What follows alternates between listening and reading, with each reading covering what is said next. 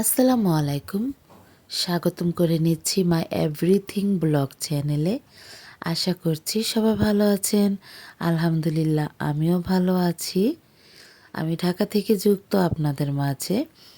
তো কে কোথা থেকে দেখছেন আমার এই ভিডিও অবশ্যই কমেন্ট করে জানাবেন, এবং আমার ভিডিওর কোনো অংশ কোনো জায়গা যদি ভালো লেগে থাকে তাহলে ছোট্ট করে একটি লাইক করে দিবেন।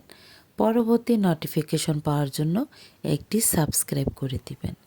তা আমি কিন্তু কথা বলতে বলতে বাজার গুছিয়ে নিয়েছি, সকালের বাজার।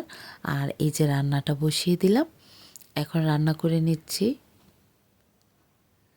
তো কি বলবো, কথা বলতে খুবই কষ্ট হচ্ছে, মানে নাক বন্ধ হয়ে যাচ্ছে বারবার। আর এই হচ্ছে কথা, মুখ দিয়ে নিঃশ্বাস নিতে হচ্ছে। আর তারপরও ভয়েস দিচ্ছি, কারণ আমি যখন রান্না করি তখন ভয়েসটা দিলে প্রচুর নলেজ হয়। মানে আমার তো রাস্তার সাথে ফ্ল্যাট, তাই প্রচুর শব্দ হয়। আর এই জন্য আমি পরে আউট শব্দ দিয়ে দিই।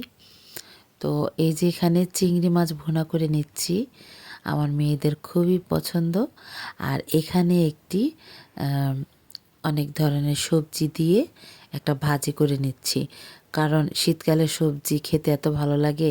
এই যে এই ভাজিটা না, ভাত দিয়ে খেতেও ভালো লাগে, রুটি দিয়ে খেতেও ভালো লাগে। তো যাই হোক, এখানে আমি রান্না করে নিচ্ছি কথা বলতে বলতে।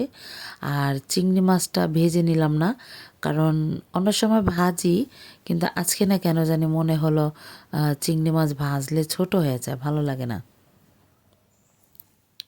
আর এই যে এখানে এখানে হচ্ছে গিয়ে কি, এটা শবে বরের রুটি। তো ভিডিওটা কিন্তু আমার দিতে একটু লেট হয়ে গেছে, কিন্তু তারপরেও আমি দেখিয়ে দিচ্ছি। বাড়িয়ালি আন্টি ওনার ঘর থেকে পাঠাইছে বুটের হালুয়া, সুজির হালুয়া, চালের রুটি। একসময় আমার মা অনেক বানাতো আর আমরা খেতাম। তারপর আমাদের যে পাশের ভাড়াটিয়া তাদের ঘরে দিতাম।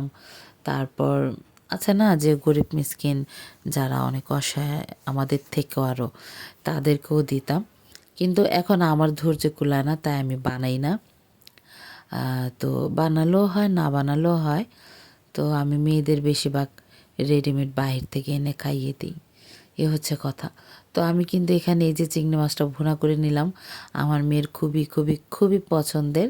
আচ্ছা, চিংড়ি মাছ কিন্তু আমরা কে পছন্দ না করি? চিংড়ি মাছ কিন্তু ছোট থেকে ধরে বড়, মেজু, সেজু, বুড়ো সবাই আমরা পছন্দ করি। তো যাই হোক, এই যে আমার রান্নাবাড়া শেষ, দুপুরে খেয়ে নিয়েছি। এটা হচ্ছে সন্ধ্যার পরের কথা। সন্ধ্যার পরে গেলাম রাস্তায়, গিয়ে দেখলাম যে জায়গায় জায়গায় অনেক রুটির দোকান। এই যে পাউরুটিগুলো, এগুলো কিন্তু শবে বরাতের জন্যই, মানে উপলক্ষে কিন্তু এগুলো বানানো হয়, একদম টাটকা রুটি। তো আজকের ভিতরেই বিক্রি হয়ে যাবে এগুলো।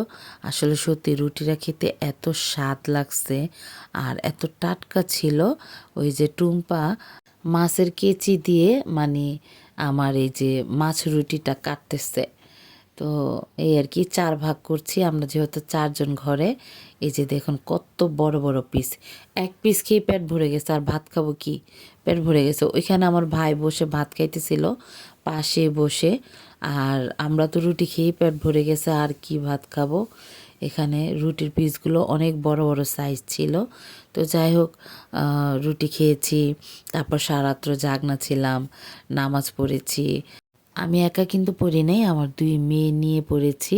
তো সারা রাত্র এই আর কি তসবিহ পড়ছি, দোয়া পড়ছি, নামাজ পড়ছি, মা মেয়েরা মিলে।